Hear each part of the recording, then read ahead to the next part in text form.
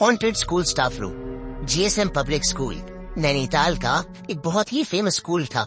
वहाँ बहुत ही रेप्यूटेड घर के बच्चे पढ़ते थे। उस स्कूल का पूरे नैनीताल और आसपास वाले एरिया में बहुत नाम था। इसलिए रंजना वहाँ एज अ टीचर जॉब करना चाहती थी। रंजना साइंस की टीचर थी और वो 6th to 8th क्लास को साइंस पढ़ाया करती थी और वो बहुत वक्त से जीएसएम पब्लिक स्कूल में जॉब ट्राई कर रही थी। फाइनली उसकी जॉब उस रेप्यूटेड स्कूल में लग गई थी। रंजना बहुत खुश थी और वो पूरे मन से अपनी जॉब किया करती थी। स्कूल में एग्जाम्स का टाइम आ गया था और एक दिन रंजना एग्जाम पेपर्स चेक करने के लिए स्कूल के स्टाफ रूम में लेट तक रुकी हुई थी। उसने अपने पेरेंट्स को बताया था कि वो स्कूल से लेट आने वाली थी, मगर चिंता की बात तो तब हुई जब रात के 11 बज गए और रंजना का कुछ अता पता नहीं चला। उसके पापा उसे बार बार कॉल कर रहे थे मगर वो फोन ही नहीं उठा रही थी। देखते ही देखते 12 बज गए, फिर 3 बज गए और फिर अगले दिन की सुबह होने को आ गई। रंजना के पेरेंट्स बहुत परेशान हो गए थे, इसलिए उसके पापा तुरंत स्कूल के लिए निकल गए, मगर स्कूल के गेट पर ताला लगा था। इसके बाद रंजना के पापा सीधा लोकल पुलिस स्टेशन गए और अपनी बेटी की मिसिंग रिपोर्ट दर्ज करा दी। ये सब अभी चल ही रहा था कि रंजना के पापा को उसके स्कूल के स्टाफ रूम वाले नंबर से एक कॉल आया। उन्होंने तुरंत फोन उठाया और उनके पैरों तले जमीन खिसक गई। वो पुलिस को लेकर फौरन स्कूल के लिए निकल गए। वहाँ पहुंचकर उन्होंने देखा कि स्टाफ रूम में रंजना की लाश पड़ी है। उसके सर पर गहरी चोट लगी हुई थी और शरीर पर ढेर सारे चोट के निशान थे। पुलिस ने ये सब देखकर तुरंत रंजना की डेथ की इन्वेस्टिगेशन शुरू कर दी। उसके शरीर के निशान सीधा इशारा कर रहे थे कि उसे किसी ने बड़ी बेरहमी से मारा है। पुलिस ने जब सीसीटीवी फुटेज चेक किया तो उन्हें उसमें कुछ नहीं मिला। शाम 8 बजे तक रंजना पेपर्स चेक करती नजर आ रही थी और उसके बाद अचानक सीसीटीवी फुटेज करप्ट हो गई। ये केस पूरे नैनीताल में फेमस हो गया और जीएसएम पब्लिक स्कूल काफी चर्चा में रहने लगा।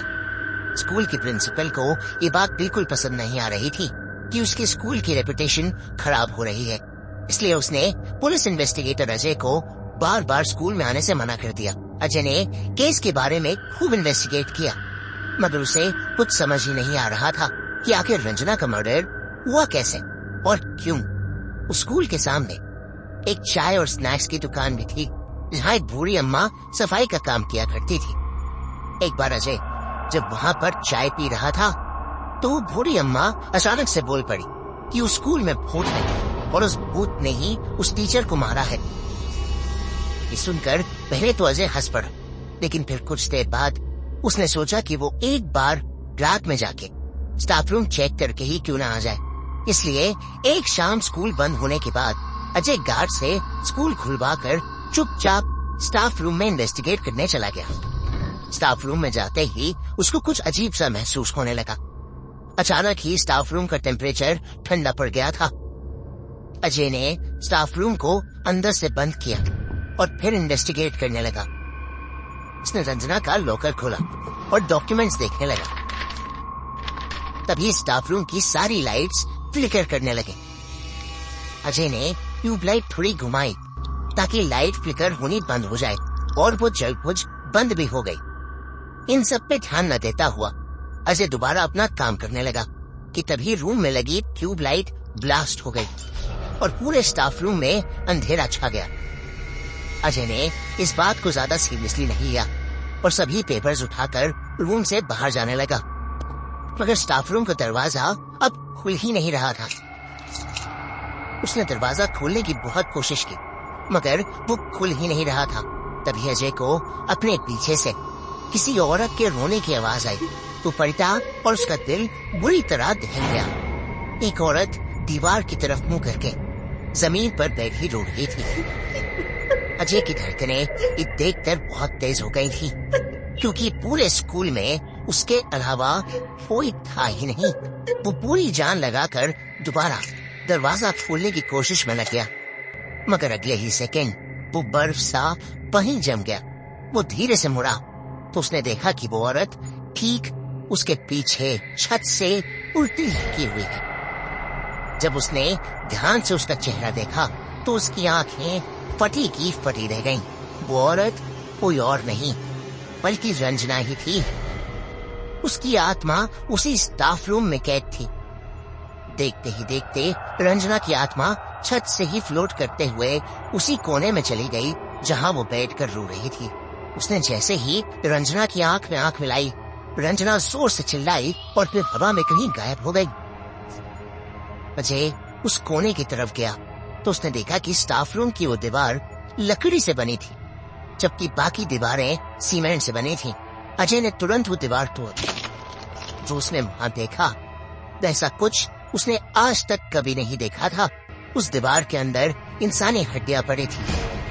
उन हड्डियों के ऊपर खून लगा था और पास में ही एक गुड़िया रखी थी जिसके गले पर इंसानी बाल बंधे थे। सबसे चौंका देने वाली बात तो ये थी कि उस गुड़िया के नीचे एक तस्वीर रखी थी। वो तस्वीर किसी और की नहीं बल्कि रंजना की ही थी। किसी ने रंजना को मारने के लिए और उसकी आत्मा को ट्रैप करने के लिए काला जादू किया था।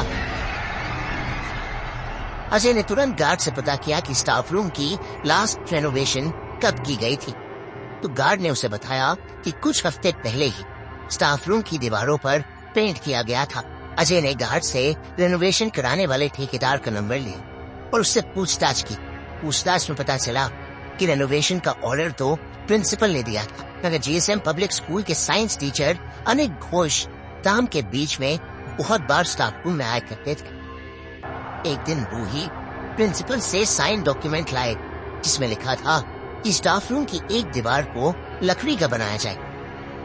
इंस्पेक्टर अजय ने तुरंत अनीक को अरेस्ट कर लिया। शुरू में तो अनीक ने कुछ नहीं बोला, मगर सख्ती करने पर उसने अजय को सब कुछ सच बता दिया। धीरे धीरे अनीक रंजना को पसंद करने लगा था, मगर रंजना को उसमें कोई इंटरेस्ट नहीं था।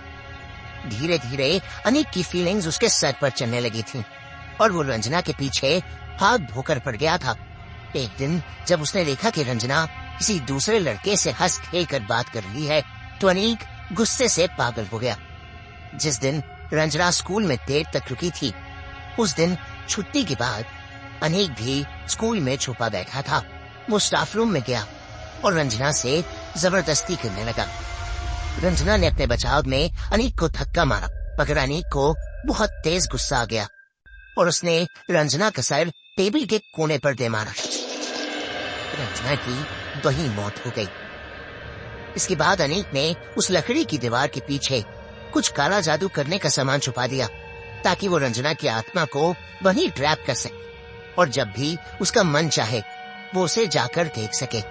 अनीक की बड़ी बहन काला जादू करना जानती थी और अनीक ने उसी से ये सब करना सीखा था। अनीक के खिलाफ एक सॉलिड केस बनाया गया और कोर्ट द्वारा उसे उम्र कैद की सजा सुनाई गई। जीएसएम पब्लिक स्कूल के उस स्टाफ रूम को हमेशा के लिए बंद कर दिया गया, मगर आज भी कई स्टूडेंट्स और टीचर्स ये दावा करते हैं कि उस स्टाफ रूम से आज भी किसी औरत के रोने की आवाज आती है। आपको क्या लगता है, क्या रंजना की आत्मा अभी तक उस स्टाफ रूम में कैद है?